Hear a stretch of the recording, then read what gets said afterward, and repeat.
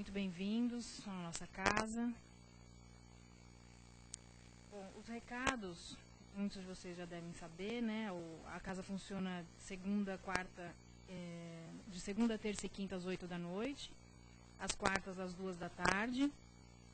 E às sextas-feiras não tem esse trabalho aberto. Os trabalhos são do grupo de apoio a dependentes químicos e familiares. É um trabalho que não é aberto ao público, é só as pessoas que sofrem desse problema de dependência química e dos seus familiares principalmente. Gratuito, às 7h30 da noite. Então, toda sexta-feira, às 19h30, tem um grupo aqui reunido de apoio a essas pessoas. O plantão de atendimento acontece sempre meia hora antes das palestras. E nós temos o trabalho social da casa. No segundo sábado de cada mês, a gente distribui 64 cestas básicas às famílias cadastradas. É pela manhã, então quem quiser participar, quem quiser ajudar, é sempre muito bem-vindo. E todos os sábados, ao final dos trabalhos, que aos sábados funciona às 5 da tarde, temos as distribuições de lanche, chá, chocolate aqui nas imediações do metrô, Carandiru e Tietê, para a população de rua. Quem quiser participar também como voluntário, a gente está sempre precisando, também é um trabalho muito gostoso. A gente lembra sempre para desligar o celular ou colocar no modo silencioso, para que nós não desviemos as nossas atenções, não atrapalhemos também aqui o nosso expositor. E as nossas cestas básicas, né? Por conta desse trabalho social, a gente tem uma campanha do quilo permanente, a gente recebe sempre alimento não perecível. Quem puder doar, por gentileza, ajuda na distribuição de cestas da casa. Então, para iniciar os nossos trabalhos de hoje, a gente vai se acomodando nas cadeiras, quem se sentir mais à vontade, fechando os olhos, elevando os pensamentos, deixando por um momento as preocupações, as atribulações do dia a dia do lado de fora. Nesse curto período que nós vamos estar aqui, enquanto estamos sentados, ouvindo o que tem a dizer o nosso expositor, enquanto estamos em silêncio, com os nossos corações aquietados, nós recebemos as bênçãos da espiritualidade da casa, que aqui já estava, já preparou o ambiente, recebeu a cada um de nós com muito carinho, com muito amor. Eles sabem o que cada um de nós precisa, né? Eles sabem das nossas angústias, das nossas mágoas, dos nossos problemas. Então, vamos deixar esse bem pequeno espaço de tempo da semana aqui, dedicado a esses nossos amigos, a nós mesmos, sempre com os pensamentos elevados e a mente aberta para tudo que vai ser dito aqui. Que a espiritualidade ilumine também nosso amigo Sérgio, que vai vir conversar com a gente aqui durante essa manhã. Que assim seja.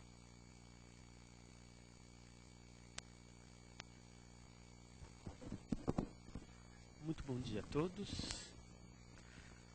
Bom, na palestra de hoje nós vamos falar sobre as dúvidas que envolvem a todos nós, ou seja, sentimentos internos. Aquilo que todos nós temos e sentimos, mas muitas vezes nós não sabemos medir. É fato que nós aprendemos na escola que desde a formação do mundo, e a ciência estuda isso, o homem vem evoluindo. Sabe-se hoje que a natureza levou quase 2 bilhões de anos para criar ou se situar nas condições atuais. E mesmo hoje, nós vemos que a ciência, ainda assim, trata o ser humano como um aglomerado de células, que tem um tempo estimado, que vai crescer, se desenvolver e depois vai morrer. Sabemos também que não só a ciência, mas a própria psicologia, hoje, trata o homem de forma muito superficial. Por quê? Por mais que se fale que o homem tem sensações e sentimentos internos, muito pouco se faz a respeito. Trata-se o homem realmente como um aglomerado de células. E nós vemos que dentro da doutrina espírita, e agora na ciência moderna, que se fala sobre energia, tudo é energia, tudo é luz. Se a gente for ver o próprio Kardec, lá quando estudando o espírito, vai descobrir, quando o Kardec pergunta para os espíritos, mas o que é o espírito, afinal? Então, ele, quando Kardec faz a pergunta, não é no sentido, o próprio espírito, o comunicante, não tem a definição correta da formação. O espírito em si, não o perispírito, porque o perispírito é o que envolve o espírito e é o que dá comunicação ao corpo material. O espírito em si é algo tão sublime, mas tão sutil, que nós não temos numa língua moderna uma forma de falar. Então, luz. O mais próximo que se chegaria a isso, luz. E essa luz que vem se desenvolvendo há muitos, a gente pode falar de há milênios que existe evolução no universo e nós fazemos parte dessa evolução. Essa luz que nós carregamos, porque somos nós, essa luz para se desenvolver passa por vários estágios. Esses estágios envolvem sentimentos. Sentimentos que fazem com que a gente se altere, se modifique na vida. Na atual situação, vamos pensar da seguinte forma. As escolas, nos dias de hoje, elas tratam as crianças, os professores, nós, enquanto professores, nós trabalhamos baseado na educação moderna. As crianças têm que aprender a se desenvolver, porque ela vai ter uma profissão, ela vai ter emprego, ela vai ter que participar de um concurso, ela vai ter... Então, nós segmentamos a educação. A sociedade fez isso. Mas, trabalha-se muito pouco o sentimento. O sentimento que as pessoas têm enquanto estão estudando, o sentimento que as pessoas carregam enquanto família, isso é um pouco tratado. Nós não temos uma escola para tratar as condições mais, acho que acreditamos nós, que é o que mais envolve o ser humano, que são os sentimentos. Por exemplo, foi feita uma pesquisa recentemente, saiu até na publicação de um dos livros, em que dizia o seguinte, que os pais, mais de 50% deles, não têm uma comunicação afetiva com seus filhos. O que é uma comunicação afetiva? Eles não falam com seus filhos sobre o que os filhos sentem, sobre o que os filhos pensam.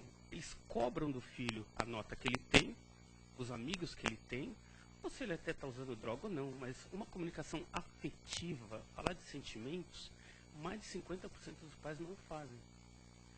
E o que isso faz com o tempo? Bom, se nós estamos educando e não temos uma comunicação afetiva com os filhos, óbvio que vai ter um distanciamento. Isso é natural. Tem uma história interessante de uma pedagoga, e ela escrevia livros, dava palestras sobre educação e sobre o sentimento. E uma certa vez a filha dela, de 15 anos, foi falar com a mãe, porque ela estava com um problema. E a gente sabe que nas fases da vida em que a gente passa, a gente está crescendo, tem determinadas fases que sentimentalmente a gente é muito mais propenso a dificuldades emocionais. A adolescência é um desses casos, né? E numa dessas condições a menina foi procurar a mãe, porque ela estava com uma dificuldade emocional lá. E a mãe estava preparando a sua palestra. E a mãe não teve tempo de falar com a filha. O que aconteceu com isso? A menina então se sentiu desolada. O choque sentimental pela ausência da mãe no momento que ela mais precisou gerou na menina um conflito. E o conflito gerou separação sentimental. E isso durou depois, levou mais de 20 anos para se curar. Por quê? Porque a menina ela se tornou médica, famosa, mas o sentimento, a partir daquele momento que ela mais precisou, ficou. Gravou na menina o quê? Uma dependência emocional porque não teve a ação da mãe naquele momento. E ela levou isso por muitos anos. Apesar dela ser médica, ela ainda tinha suas dependências interiores. E todos nós temos, se a gente for olhar para trás, todos nós temos que trabalhar com isso. Em algum momento da nossa vida, nós estamos carregando essas dependências sentimentais, só que a gente muitas vezes não as trata. No caso dessa médica aí, que se tornou médica, a menina se tornou médica, ela usava um pouco daquele desgaste emocional comprando coisas. Então ela se tornou consumidora, consumar. Ela comprava de tudo, sapato e não precisava usar, roupas e não precisava usar, e acumulava. Só que o excesso de compra não satisfez aquela necessidade sentimental. Chegou a um determinado ponto em que ela entrou em choque emocional. O que acontece com muitas pessoas quando não se tratam?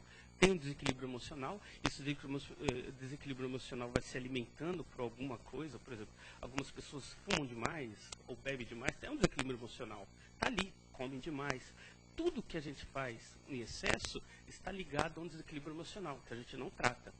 Mas a gente não vê por esse lado, né? Ah, é que eu gosto de comer, ou que eu gosto de beber, ou que eu gosto de, sei lá, de alguma coisa. Mas isso está fatalmente ligado a um desequilíbrio emocional, que em algum momento vai gerar um desequilíbrio mais forte na pessoa. O que aconteceu com ela? ela teve uma síndrome do pânico aí em algum momento da vida dela, foi se tratar. Voltando e fazendo a retrospectiva, ela descobriu que tudo isso foi causado por um momento na vida dela em que ela estava com um desequilíbrio emocional e foi conversar com a mãe e não teve apoio da mãe. Não é culpa da mãe, não é isso, mas a gente tem que entender, e o exemplo serve para a gente entender que nós temos que olhar melhor nossos sentimentos. Porque muitas das vezes a vida, nós temos vários conflitos na nossa vida, mas a gente tem que entender que os nossos sentimentos internos precisam ser olhados com mais cuidado e carinho. A gente está tão preocupado com o mundo exterior que a gente deixou de olhar o nosso mundo interior. O que nós pensamos? Alguém consegue parar de pensar? Não. Nós pensamos com insistência sobre todo e qualquer assunto. Agora, nós filtramos o que a gente pensa? Não. Então, qual o grande problema? Nós pensamos sobre várias coisas durante o dia. Sim, mas nós tratamos o que nós pensamos? Porque o acúmulo dos pensamentos geram sentimentos. O nosso sentimento interno está aliado ou ligado ao excesso de pensamentos que nós temos. E esses pensamentos estão ligados ao quê? A várias coisas que a gente tem na vida. Mas a gente tem que começar a focar, entender que os nossos sentimentos atrapalham a nossa vida muitas vezes. Por exemplo, tem pessoas que têm muitas coisas, ou quando se fala de muitas coisas, bens materiais por aí, deveriam viver bem e não vivem porque o sentimento interior não deixa. Ela tem um desequilíbrio interior tão grande que ela não consegue ser feliz com o que tem. Não precisa ser rico para isso. Porque muitas vezes a gente pensa, vou buscar a felicidade. Comprando um carro, comprando uma casa, a gente tem que ter os bens materiais. É óbvio, estamos no mundo material. Agora, nós também temos que começar a olhar, afinal de contas, o que nossa ansiedade, o excesso dela está levando. Ou para que direção nossa ansiedade interior está nos levando. Porque muitas das vezes essa ansiedade interior não tem nada a ver com felicidade, não. É alguma coisa que a gente deixou de tratar mesmo. Está ali. Tem um caso até que tratado no livro do Augusto Cury, em que ele fala de um empresário rico. Em determinado ponto da vida dele, ele ficou com medo de ficar pobre. Por alguma razão.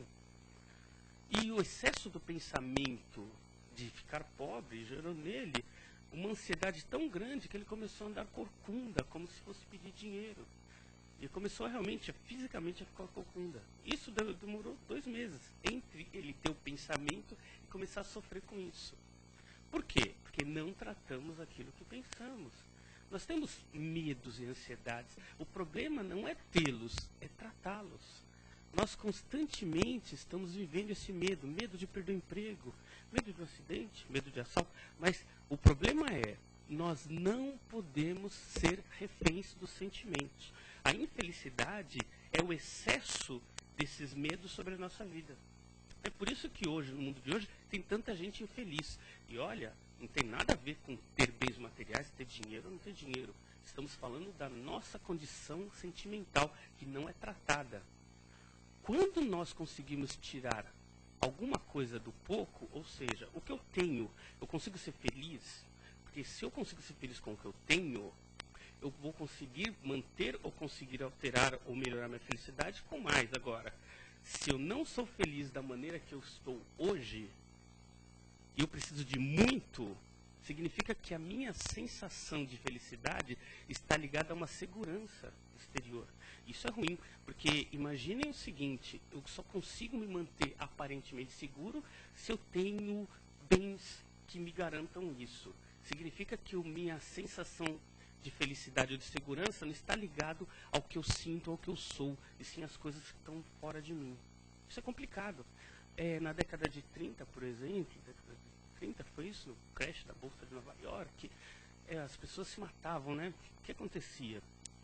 A Bolsa caiu, muita gente que era rica ficou pobre de um dia para a noite, e as pessoas simplesmente dizem que tinha um prédio em Nova York que as pessoas se jogavam do prédio lá.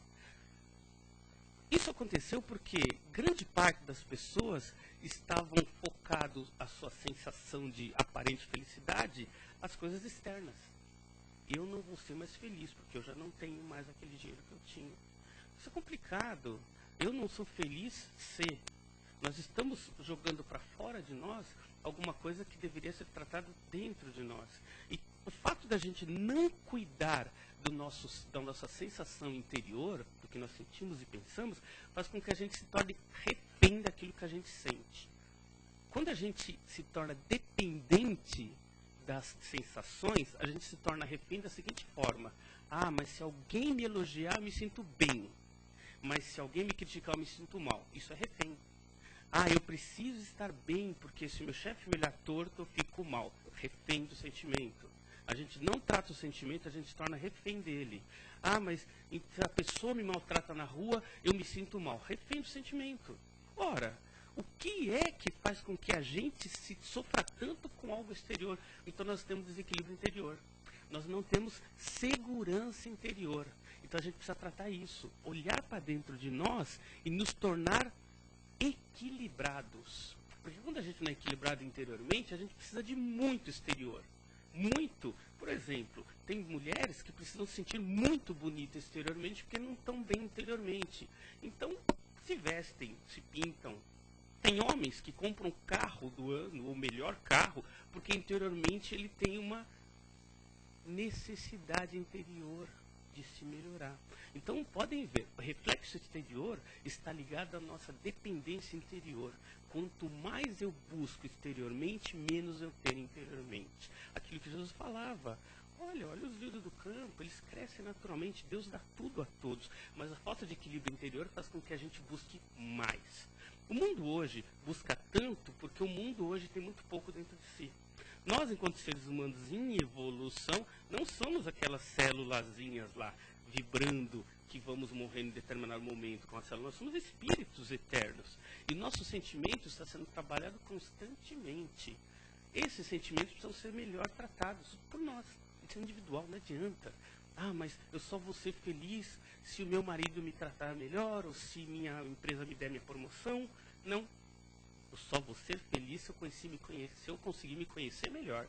Porque eu me conhecendo melhor, eu sei meus limites, minhas ações, fatos exteriores não me derrubam. O fato de alguma pessoa falar coisas de mim não vão me fazer me sentir mal, porque eu estou equilibrado comigo. Isso é sensação de felicidade, é o primeiro passo. Goleman, quando ele tratou da inteligência emocional, começou a tratar desse assunto, que a inteligência estava muito desvinculada ao sentimento. Afinal de contas, o homem era inteligente baseado numa tabela lá.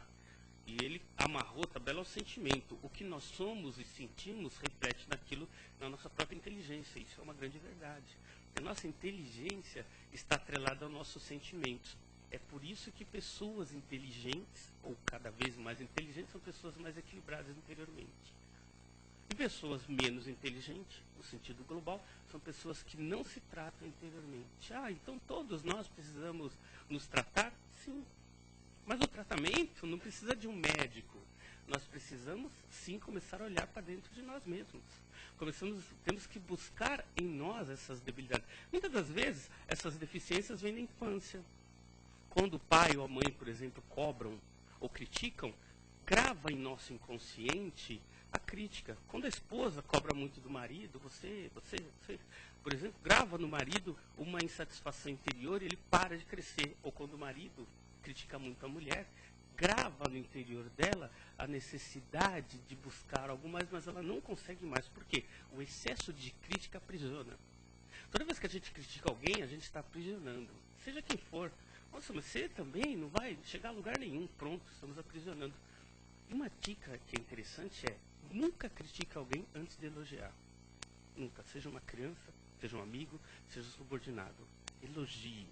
Busque traços de crescimento na pessoa antes de falar de algo que lhe chama atenção. A crítica dura, pura e simples não melhora ninguém. Não adianta. Então, traga na pessoa, ou eleve na pessoa, aquilo que ela tem de melhor. Depois, quando for falar alguma coisa a respeito, fale, mas sem tirar da pessoa o brilho dela. Isso é criticar de forma correta. Não é criticar, porque a forma crítica, muitas vezes a gente quer ajudar, né? Mas o problema é, quando a gente só quer ajudar, puxando pelos lados negativos, a gente não está ajudando ninguém. A gente está empurrando a pessoa para baixo. Ah, eu te falei, viu? Poxa, então não precisa falar. Ah, mas eu disse que se fosse por aquele caminho. Notaram então que nós, muitas vezes, somos um instrumento que está aprisionando a pessoa? Então nós devemos não só nos preocupar conosco mesmos, que nós somos máquinas de sentimento, que estamos em constante transformação, mas nós estamos também gerando sentimento em todos que estão à nossa volta. Temos que tomar cuidado com isso. As pessoas que estão à nossa volta, não sabemos o que passa dentro dela. Se ela tem a condição e a capacidade interior de absorver aquilo que a gente está falando de uma forma positiva. A gente sempre acha que é positivo. Ah, mas você nunca saiu desse emprego. A gente acha que é positivo. E a pessoa se esmaga com essa crítica nossa. Ah, então não vou conseguir sair daqui nunca. Notem que o que a gente fala tem peso nas pessoas. O peso maior ou menor depende muito da capacidade interior da pessoa poder absorver aquilo de forma positiva ou não. Ora, se pra gente é complicado, muitas vezes uma pessoa fala de uma coisa tão simples e esmaga a gente, aquele comentário, que dirá para outra pessoa. Então nós temos que começar a ter esse respeito mútuo e buscar em nós essa condição nova, de criar nós em condição de sentimento, com os filhos, buscando nele uma conversa dos sentimentos, o que eles sentem, como eles se sentem na vida. É interessante porque muitas das vezes os pais não precisam ser super pais com os filhos. Nós não erramos, nós não fazemos nada errado. Muito pelo contrário. Falar das nossas deficiências, muitas vezes, com os filhos, geram nele a capacidade de entender os pais como pessoas naturais em que eles podem confiar. Porque o distanciamento se dá justamente pela diferença, a distonia que tem entre um pai que critica demais e não mostra seus erros para a criança, não se abre. Então a criança vê uma distância muito grande e não vai se comunicar com uma pessoa, afinal de contas, está muito distante de mim. Não vou falar com ele ou com ela, sendo a mãe. Então nós temos que buscar o quê? Um tratamento mais sentimental, não só com as crianças, mas entre os casais mesmo. Precisa se conversar mais sobre sentimento, não só sobre bens. Os sentimentos envolvem-nos e nossa vida é pautada nisso. Pena que, voltando a falar da própria educação, que a educação, as escolas não tratam sentimento, porque as crianças passam um período em que deveriam ser equilibradas sentimentalmente, justamente buscando o quê? Conhecimento técnico. Então vão crescendo com conhecimento técnico e o sentimento fica parado ali. Não há uma preparação natural de todos nós para a vida. Não tem essa preparação, não existe.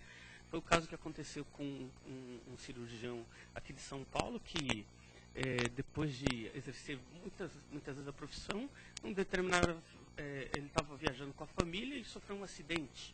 Não aconteceu nada, mas foi um acidente lá. E aquilo o traumatizou. Por quê? Porque até então ele se pautava na sua segurança nos bens que ele tinha. Interiormente, provavelmente ele não tinha trabalhado o sentimento. O que aconteceu? A partir daí, ele começou a ter um medo tremendo de sofrer um acidente, da família morrer por conta dele, ou por conta de um assalto. E aquilo começou a crescer. Depois de alguns anos, ele se fechou. Ficou 4 anos sem sair de casa. Se fechou mesmo. Ele parou, não foi mais trabalhar. Um único acidente gerou nele o quê? Uma distonia com o mundo, em que ele teve uma dependência cada vez mais crescente, ou seja, o medo tomou conta da vida dele. Foi se tratar, passou mais alguns anos aí até ele conseguir superar isso. Mas o que acontece? Esse medo cresceu e cresce nas pessoas por falta de treinamento interior. Nós temos que treinar os sentimentos para não deixar o medo tomar conta da gente. E tem aí vamos usar até o próprio termo do Augusto Cury, quando ele fala sobre treinamento do sentimento, ele tem um termo técnico que ele chama de DCD, né? Primeira coisa para a gente treinar os sentimentos é duvidar sempre. Toda vez que vier uma notícia que não foi equilibrante, um pensamento que não for elevado, alguma conversa de algum amigo que não nos melhora, duvide sempre. Sempre duvide. E isto é uma crítica interior, ninguém precisa saber. Fazer o treinamento do sentimento é simplesmente começar a ativar o pensamento nas coisas que vêm para nós. Duvide sempre. Ah, eu acho que eu não vou conseguir. Duvide desse pensamento. Ah, mas é muito difícil para mim. Duvide dele também. Então, duvide das coisas que não nos elevam. Seja conversando com alguém, seja ouvindo alguém, seja pensando. E 90% do tempo a gente vai usar a dúvida para o nosso próprio pensamento, porque a gente passa boa parte do tempo pensando pensando. E nem sempre os pensamentos são elevados. Isso é ruim. Então nós temos que duvidar. Olhar para dentro de nós duvidando sempre. A parte do DCD é dúvida, é o primeiro ponto. Então duvidem. E essa parte do DCD é usado clinicamente. Pessoas que sofrem de síndrome do pânico, por exemplo, são criadas nas pessoas uma condição para ela começar a utilizar ou cultivar esse tipo de pensamento. Duvide do medo, duvide da falta de capacidade, duvide das coisas que te limitam. Sempre duvide. E o C, critique. Não basta só duvidar. Critique. Comece a ter uma conversa mental sobre tudo aquilo que te diminui. O comentário de alguém te fez se sentir mal, duvide daquilo e comece a criticar aquilo. Por que aquilo te faz mal? Comece a pensar a respeito daquilo. Porque muitas das vezes nós pegamos o pensamento, geramos sentimento e acabou. E vamos acumulando sentimento naquela dúvida. Esse sentimento acumulado gera no futuro problemas sérios. Então, duvide sempre. Veio alguma coisa que não nos fez bem? Duvide dela, que não é verdadeiro, não é para nós. Critique, comece a conversar consigo mesmo a respeito dessas dúvidas que vêm à tona. Aquilo que nos limita é o que nos dá medo. Então nós temos medo de perder o casamento? Duvide disso. Critique isso. Medo de perder o emprego? Perder o namorado? O amigo? A vida? A morte? Notem, tudo que nos gera medo tem que ser criticado. Tudo. Por que a gente não traz isso para dentro de nós? Porque a gente não pensa nisso. A gente acha que a vida tem que ser vivida a cada dia. E muitas das vezes a falta de treinamento do pensamento para a gente sofrer com poucas coisas. Uma coisa simples que acontece na nossa vida, a gente não treinou o sentimento, sofre com aquilo. Uma pessoa importante na nossa vida se vai, desencarna. E a gente sofre e acaba entrando em problemas psíquicos danados, né? Porque a gente não treinou pelo sentimento. Não treinou para superar isso. Não treinou para ser pessoas equilibradas. Criticou e tem a parte justamente da ação em si, né? Ou seja, nós temos que começar a ter uma ação na vida, nem que seja mental. Nós temos que começar a gerar em nós pensamentos novos. Aqueles pensamentos de dúvidas, de medo, aqueles pensamentos que nos rebaixam, que normalmente rodeiam a nossa vida a maior parte do tempo, precisam ser eliminados. A dúvida e a crítica faz com que esses pensamentos diminuam. E nós temos que começar a criar sentimentos e pensamentos novos. Esses pensamentos novos têm que ser pensamentos de aonde eu vou chegar, para onde eu quero ir, pensamentos que elevem a nossa condição moral, mental, espiritual.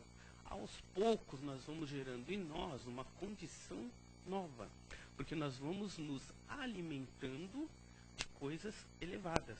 Então, diminuição dos pensamentos negativos, através da dúvida daquilo que vem, para parar de vir.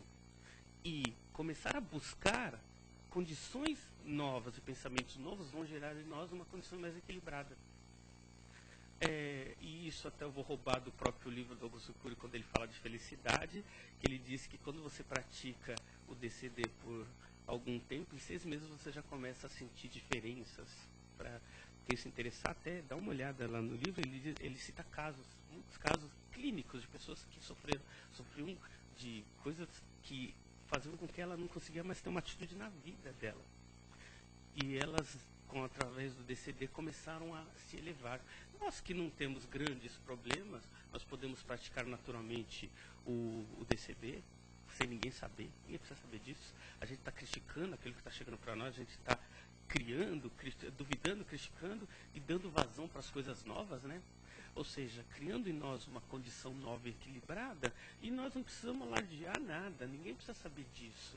Nossos sentimentos vão se equilibrando, nós começamos a sofrer menos sobre as condições que a vida nos impõe e vamos nos elevando, porque cada vez que nós melhoramos aquilo que pensamos, nossos sentimentos se tornam mais equilibrados. E a gente se torna muito melhor para o mundo, porque cada vez que uma pessoa se melhora, o mundo como um todo se melhora. O mundo precisa de gente equilibrada para evoluir. Nós somos essas pessoas que estão se equilibrando. Então comece em nós, tem que começar individualmente. Não pensemos, vamos achar que vai vir uma luz, sei lá da onde, que vai dar claridade para todo mundo da hora para outra. Isto só vai acontecer através do esforço pessoal. Deus nos colocou no mundo para que individualmente a gente cresça. A gente não vai crescer porque eu tive o melhor professor do mundo ou meus pais foram brilhantes. A gente vai crescer a partir do momento que a gente, através do nosso próprio esforço individual, o fizer. Se isso não for feito, a gente não consegue chegar a lugar nenhum. E a vida é eterna, mas a gente não precisa passar a eternidade toda para evoluir. A gente pode dar um passo de cada vez em cada encarnação, desde que esse passo seja firme e dentro dos conceitos espirituais dados por Jesus, né, do amor ao próximo, amando a Deus, e ao próximo como a nós mesmos. E a gente só consegue amar ao próximo se a gente se amar. E a gente só consegue se amar se a gente tiver equilíbrio. Porque pessoas em desequilíbrio interior não se amam. Não adianta. Ela joga para o outro a responsabilidade do amor e depende do amor do outro. Aí gera ciúme, gera tudo aquilo que a gente sabe que é desequilibrante. Então, o equilíbrio pessoal é auto-amor. A gente se amando, a gente consegue amar todos da mesma forma, em equilíbrio. Muita paz a todos.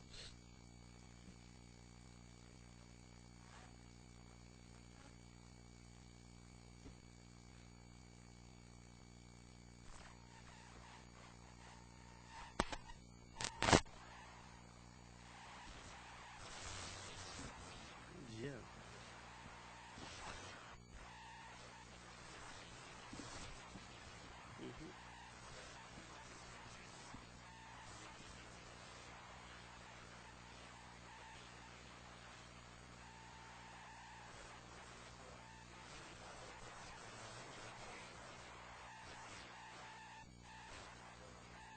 Emocional por outro.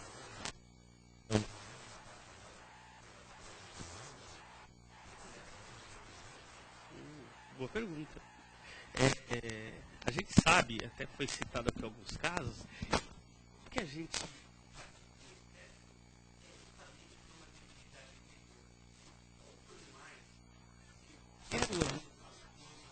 quero o melhor carro, temos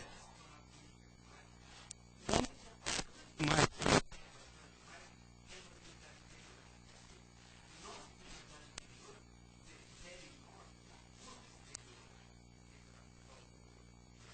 sentimento. É reflexo do interior. O equilíbrio gera em nós o quê? Uma paz interior. Se exalte exteriormente atrás do carro do ano, da melhor aparência ou da pessoa ideal. Nós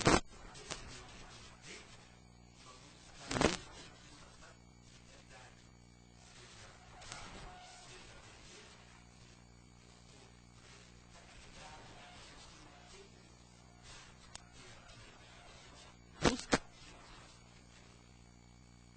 Alguém mais?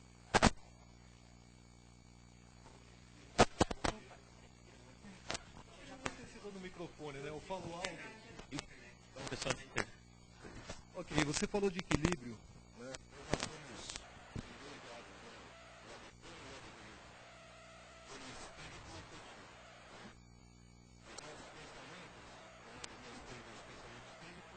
Os pensamentos espirituais. Na realidade, definir quais são e o que vem da mente física. Mente física é aquela que busca as coisas da matéria. Mente espiritual é aquela que busca as coisas do espírito. O espírito está aqui para aprender, né? Somos partes integrantes. Um Deus criou, que se dividiu em experimentar essas coisas também na matéria. Então, o que você está falando é que quando você de maneira congruente, coisas em excesso te faz mal. As coisas do mundo, eu acredito que também pode te fazer bem, né? Desde que você saiba. Então, por exemplo, conforto é uma coisa que você tem que fazer para a sua família, para os seus filhos. Você também não pode viver em miséria, porque o próprio nosso Senhor Jesus disse que tudo no mundo foi criado por um. Nós somos espíritos criadores, integrantes de Deus. Então eu queria perguntar, sendo parte integrante de Deus, temos o lado bom e o lado ruim. Deus também tem um lado ruim. Bom,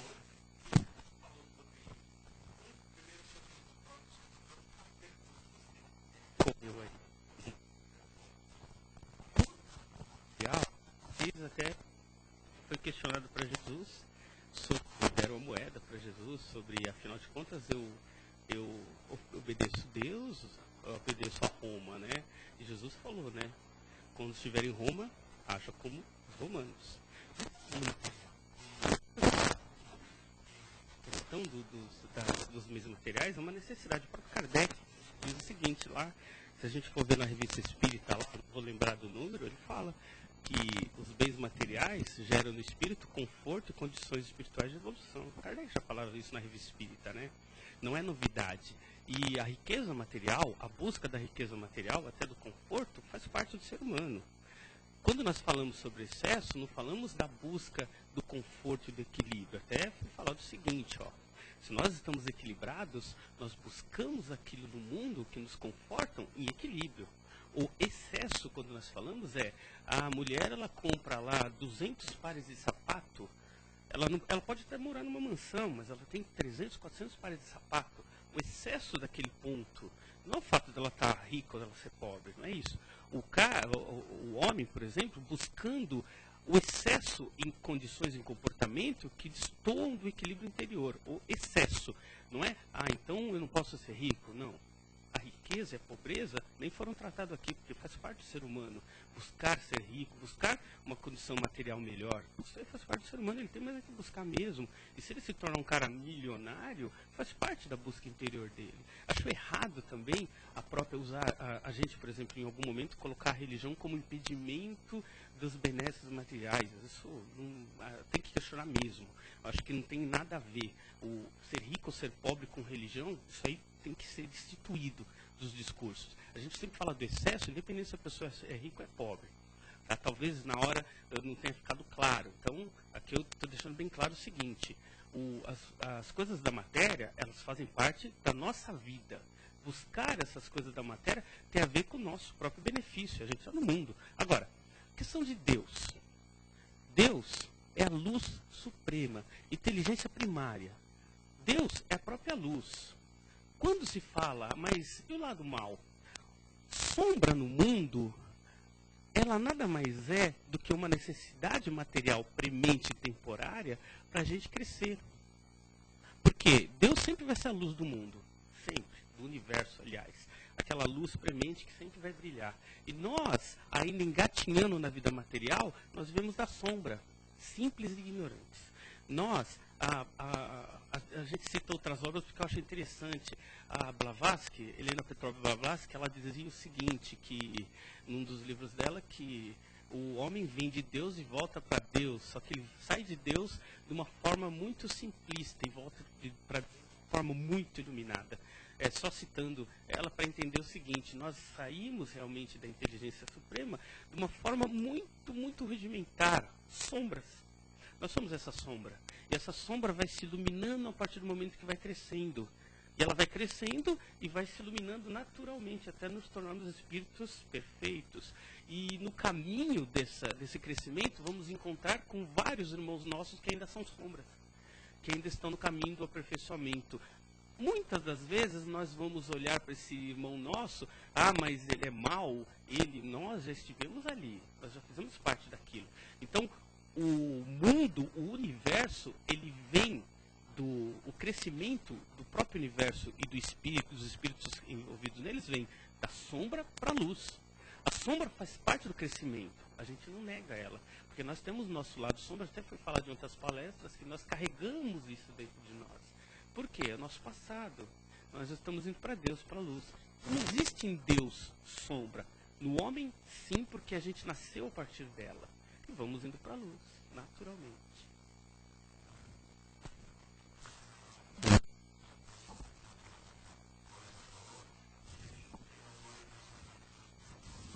Mas tem um pensamento.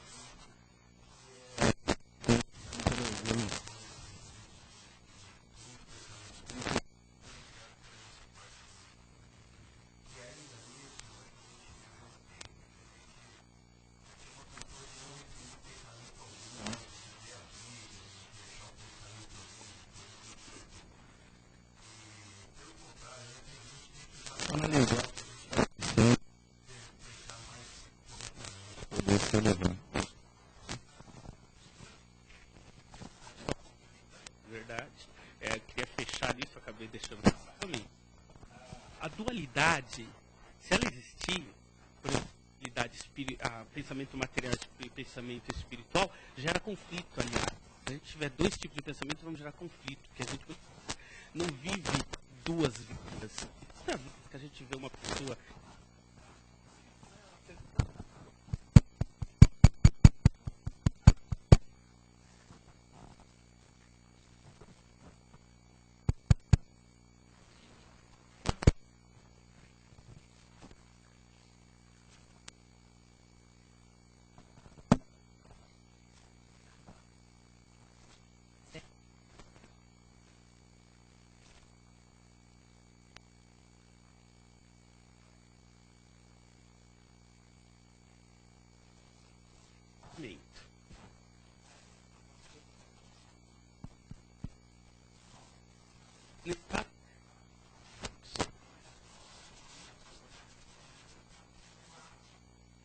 Pensamentos.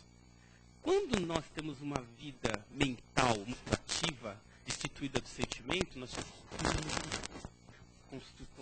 comumente nós muito temos uma muito mais sentimental, porque nós vamos sentir as emoções baseadas nos conflitos e vamos sofrer muito. O ideal não é ter uma vida puramente sentimental e nem uma vida puramente intelectualizada. O ideal é nenhum dos dois. Nós temos uma vida equilibrada entre sentimentos e pensamentos. A ideia da palestra de hoje foi justamente essa, a gente ter uma unificação dos dois, em que a gente consiga viver em equilíbrio sentimental e intelectual, onde o pensamento não dita as regras de forma ditatorial para o sentimento, e nem o a respeito. A gente tem o equilíbrio entre os dois. O que eu penso é o que eu sinto é o que eu penso. Equilibrada. Nem tanto um, nem tanto o outro. Nós temos que buscar o equilíbrio.